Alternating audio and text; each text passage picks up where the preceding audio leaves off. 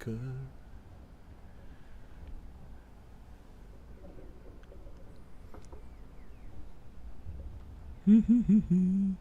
Ladies and gentlemen, this is JoeJinMovieSoAwesome. I'm Joe. I'm Won-Jin. Today we're going to talk about Fargo Season 5, Episode 7.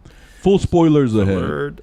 If you haven't seen Season 5 and all the previous seasons and every Coen movie Fargo made, you've been warned. Here we go.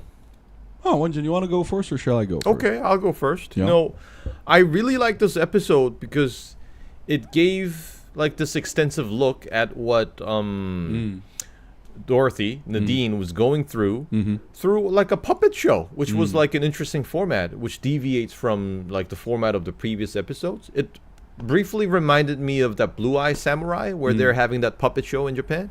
No, it also reminded me a lot of WandaVision. Oh, because, yeah, that's true. This is an episode that deals with trauma and how you deal with it, right? It's not uncommon for trauma victims or victims of grief to, reimagine themselves, reborn like a phoenix, right? Because, and I thought the puppet was a very interesting, because, hey, this episode was a very smart episode because sometimes I wasn't sure whether what was going on was real or not, but looking at the episode again, when the chicken piccata was on the poster of the diner, and then I saw chicken piccata, them eating, and I was like, wait a minute, what the? Yeah. Is this real? I just briefly thought it was strange, What's but up, didn't Zenzi? give much thought to it. But after with the revelation that she was dreaming in the diner, or was she? The fact that she was dreaming in the diner, it kind of makes sense. And the first wife being called Saint was a huge hint too, because saints are usually dead, man. Oh. Yeah, you become a saint after you're dead. So in the middle, I had this moment where, oh, she's not alive, is she? I think John Hamm killed her. I think, and one of the reasons why Dorothy and the son blamed her, it's another form of trying to blame someone else, because if you don't blame someone else, you blame yourself for victimhood, right? Sometimes you can't stand it. Yeah, so I knew she was, in my mind, she's dead. I think she got killed by John Hamm. That's why she's called a saint. And yeah, what the fuck was this episode? What did just happen? What was even real? Yeah. Oh, you might be right, Joe. Yeah. No, I'm very certain that I don't know if the show will ever explain it, but she got killed by John Hamm. And we've seen John Hamm casually murder people for less offenses. Yeah. And the moment she was called Saint and everybody else had that name, it was just a huge hint. And we finally get an explanation of who Gator is. Yeah. Gator is the son of the first wife. Yeah, I was wondering, and then we are come to the realization that he was the son of the first wife, and he's age gap isn't so far from Dorothy, and you can kind of tell that they were like brothers and sisters. Yeah. And also another great thing this episode did was it's really about nature of parenthood and relationship, because I liked how the psycho tiger has a bond with the mother. Yeah. Oh man. Like when the tracking thing that we saw from No Country for Old Men. Yeah. When Gator was like trying to find his car. Yeah. I just really hoped that he would just take the money and run. Yeah. I was hoping to God that he wouldn't do anything. But the moment he grabbed that gun and shot the window. Yeah. From that point on, I was hoping that he wouldn't do anything stupid that would get him killed in the future. But he did. It's also really about parenthood because, in older stories, when we didn't have enough information about DNA or genetics, parenthood happened very easily. Even in Godfather, Tom Hagen is considered a son, right? Yeah. It's really about what bonds you. And the psycho killer's story is actually quite tragic, but given old tales from the Bible and all, it's not really unrealistic either, and when I would call him Dragon, the dragon guy, the creepy weird dude, when he met the son of the old lady, I was constantly asking myself, is he going to kill him? If so, then why? And I was trying to understand what triggered him to axe him, which is also like that scene's like a throwback from the movie. Remember? With the axe? Yeah. I was wondering, why would he kill him? Because he took his money, or why? Do you have any interpretation of your own for this? Why do you think he killed him? Because he was insulting, or? No, he broke something sacred. I think there can be a lot of interpretation, but my interpretation was is it the trade that he kind of dishonored the trade that was happening between the mother and the dragon guy? Yeah, because he was because they already had a deal. Like, you're just like basically saying what I'm thinking too. It's a lot of No Country for Old Men stuff where, like, because the psycho killer explained the boundaries of the rule, right? And I get the sense that, remember No Country for Old Men? If you prefer money over morality, sugar killed you.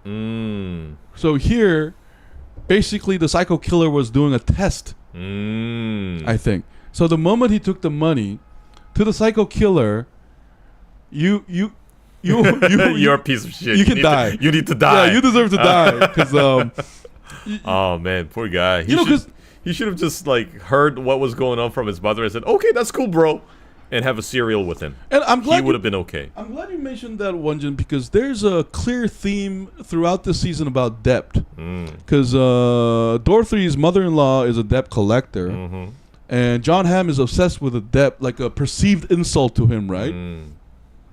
And it's a continuation of that, I think. Like, like, and if we're going to mention No Country for Old Men, some things are not tradable. Yeah, good that you mentioned that word, because I also see there's a lot of theme on trade in this episode. I agree. Like Wayne, at the car dealership, car for car. That was like a really strange scene, because I don't think it was really necessary, but they put it in there. I'm glad you mentioned that one, because like I said, any mention of money is kind of null. What I mean by that is, to Nadine's husband, that trade was fair because he saw the happy faces of that result. And, something No Country for Old Men is basically saying, like, because you and I, we live in a capitalist society, and then we pay our taxes and we got a job, but people trade not only just for money, but for time and blood as well. And insults. And so the problem with blood is, I'm going to mention the Israeli-Palestine conflict right now a little bit. You cannot measure or accommodate pain or money, and that becomes a huge problem. Like it's really impossible to negotiate. So I think the psycho killer, like Sugar in No Country for Old Men, it's his way of dealing with the chaos of the world. He has a very clear bound set. And, like, the moment the asshole son walked out, what did you think? I knew he was gonna die. Like, there's no way he walks out like that. And then the way he treated his mother, and so I think it's this weird morality that we will get more explanation because Gator broke the deal. The first moment he mentioned board and money, I had this bad feeling that he was gonna die. No, but the show is continuing to ask us about, depth and, how do you measure that, right? And it's intentionally ambiguous like that. Oh man, and when Gator kills the old lady, oh man, that was like a classic Fargo moment. Yeah, and that's also about sin, because you can tell Gator didn't mean to do it. Yeah, but he's gonna pay the price anyway. And I saw that coming. I knew he wouldn't go out of the house in one piece. Yeah, when he walked out like Jesse from Breaking Bad, I was like, yeah, you're going to get clapped, aren't you? And then Won-Jin mentioned it, but you guys didn't watch the Fargo movie, there's this iconic scene that's done just like that. Mm-hmm. And Steve Buscemi gets yeah. So like that's a very iconic scene from the movie. And then the wood chipper.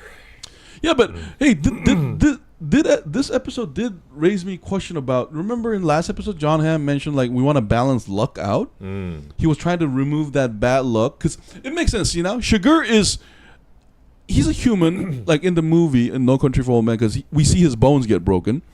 But he is like a luck thing.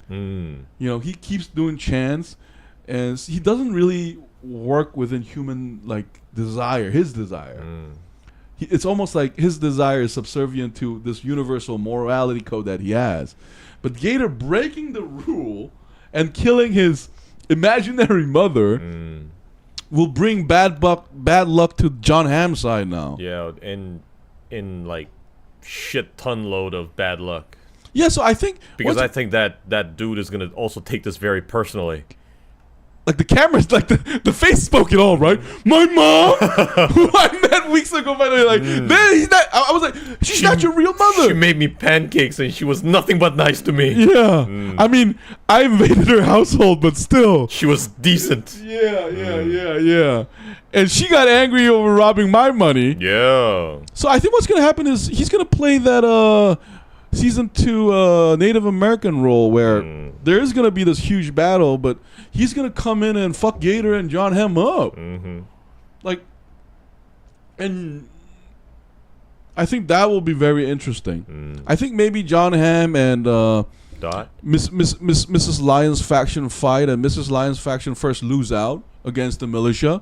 But that psycho comes in America and start like sniping them from a distance, and because like I have this feeling he's gonna go medieval because there's a hint that he is from medieval times. Yeah, so he's gonna come with a hatchet or something. Yeah, I mean it's about the cruelty of righteousness and justice too. This show I think is a critique on, because people keep mentioning justice, righteousness. But if you look at the show, they use this for terrific results. It's a question like, I think, Won-Jin, and you and I as Koreans, we see the use of justice and politics in all the time, right? Yeah. But what do they really bring? But more suffering. And, but the next episode will be Dorothy's escape, I guess, right? Yeah.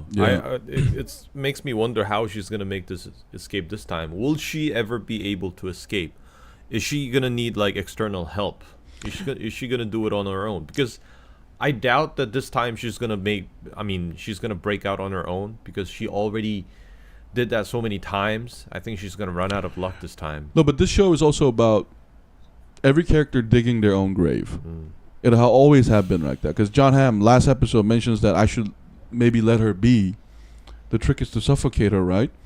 But let me ask you something, Won-Jin. Why would you capture a tiger knowing that she's a tiger?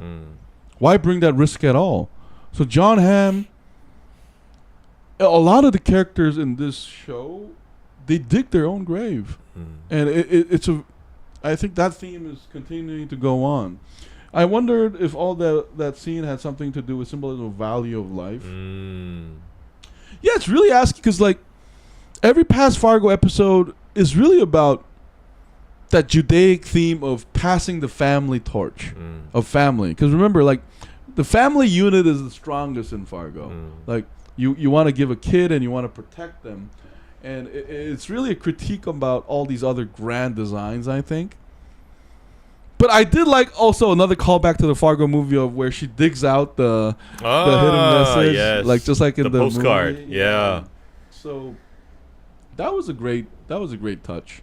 I also like the fact that there was this force of nature. When Dot walks out of the diner, we have that big ass truck crashing into her car. That's kind of like the divine intervention kind of theme that we saw from previous Fargo episodes. It's not something you can control. It just happens. So you think it was just like a sleepless driver making a mistake? You don't think that was planned by John Hamm? Nah, I don't think it was planned. Okay. I think it's just like a coincidence. The divine intervention, yes. It really goes with that element, right? The luck in Fargo is so weird where some of it may seem planned, and some of it may seem accident. And I like that theme continuing. But this episode was so weird, man.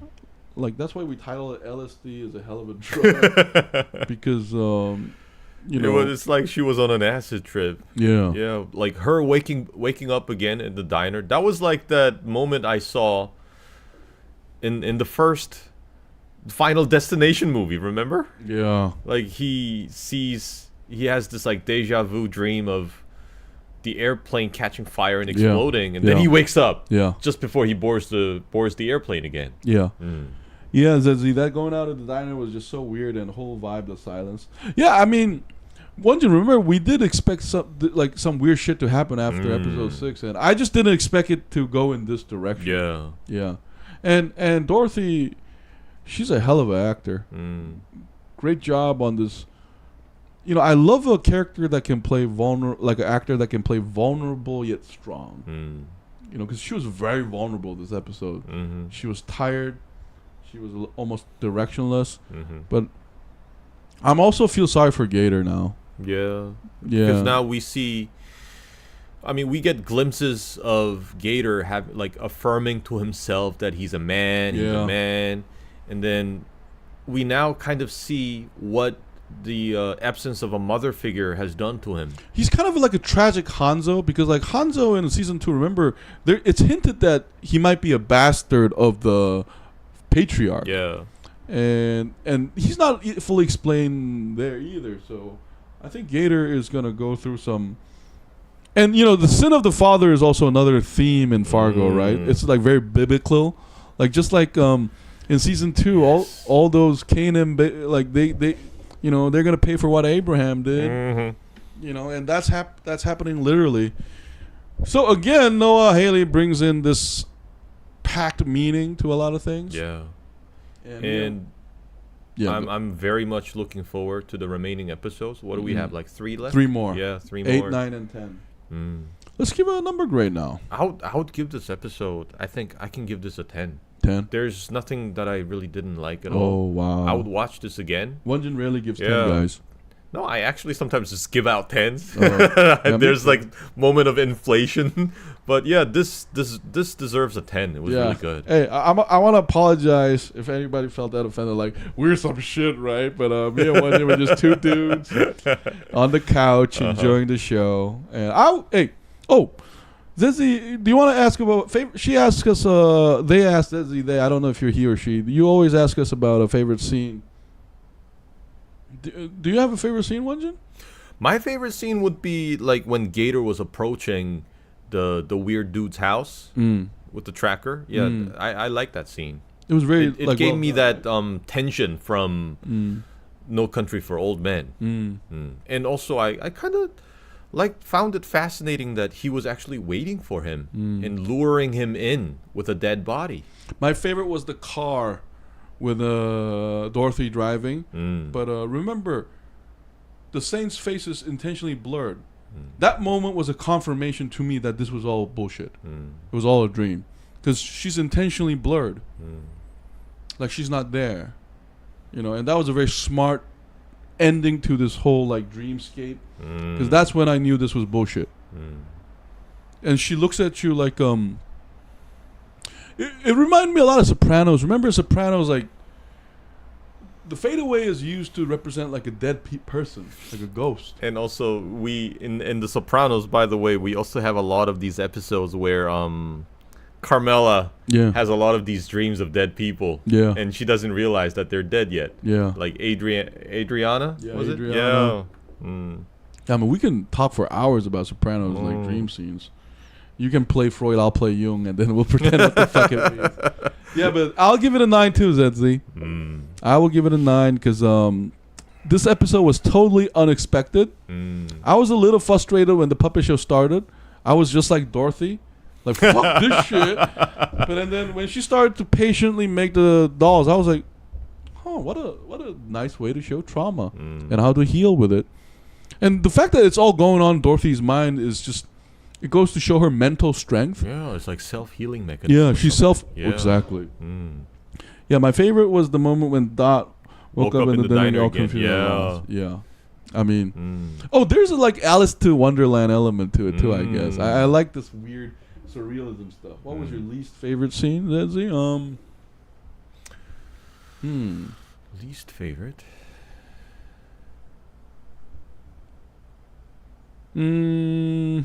Hard to say.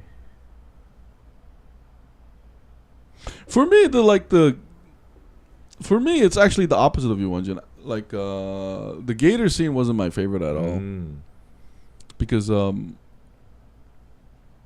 when Gator is searching the car and the horror element was great, but I did not like the setup that much. I thought there were better movies and better series that done this better. To because there's kind of a plot armor on that psycho guy. So I already knew that was a fake. And it was not that surprising to me, at least. But what was surprising, what I did not expect, was when Gator was searching for the car and the camera intentionally doesn't show us what the hell is going on here. I'm like, is that psycho going to jump out? like, oh my God. So that was smart. Yeah. I was constantly wondering, how did the creepy guy know? Anyway, guys, 9 for me, 10 for Won-Jin. So this is a 9.5. Yeah, I really hated to see Dot creating a professional-looking doll made out of wood like she was some expert. It was a bit overcooked. Yeah, because it's already a dream, so it doesn't matter. Like, that was already suspect, too. Yeah, it kind of makes sense now, because not only did she have just, like, one single doll, she has all these, like stage set and everything. I don't think she had time to prepare for all that. And before we end it, it was the doll story was a good way to show us some horrific shit without showing us too, because the fact that she was 15, and John Hamm basically like forcefully, SA'd her, almost, and that it was done. I think it was done in a very creative, tasteful way. It was still horrific. Like it reminded me a lot of Gen V, how like that schizophrenia dude keeps dreaming about killing. Oh yeah, that's true. Yeah, so I almost expect them to show us a flashback of that horror. I mean, and then it made me hate John Hamm even more now. Yeah. Like, he needs to go, come back, psycho killer, and like say some weird shit again. A bullet hole is needed. Whatever. Like, an arm is not an arm. Like, whatever the fuck. Say something completely creepy. Yeah. Anyway, guys, shout out to ZZ, shout out to Ichanong, shout out to Scott Walker. I know you're going to come back later. Thank you so much to our 27 subscribers. Please leave a reply and like if you like our stuff. And before... That whole set didn't make sense at that moment, but after that it all made sense by the end. But I'm still wondering if it was a dream or if it was partially real. Yeah, I agree. It was done smartly, this show.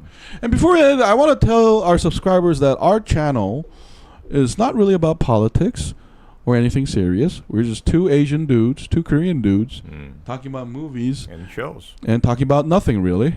So if you're looking for something special, this is not the place to be. This is popcorn and beer and dumbass shit. Anyway, thank you so much, guys. This has been JoeJinMovieSoAwesome. I was Joe. I was Won-Jin. We'll see you next week with more Fargo, more Reacher, and What If. Thank you so much. Bye. Bye. Hallelujah, hallelujah, mafia, America, hallelujah, America, hallelujah, America, hallelujah. Dracula's coming. Save the children. Oh, Dracula's coming through the back door. Dracula, he bit my ass, and it's been weird since then. But hallelujah.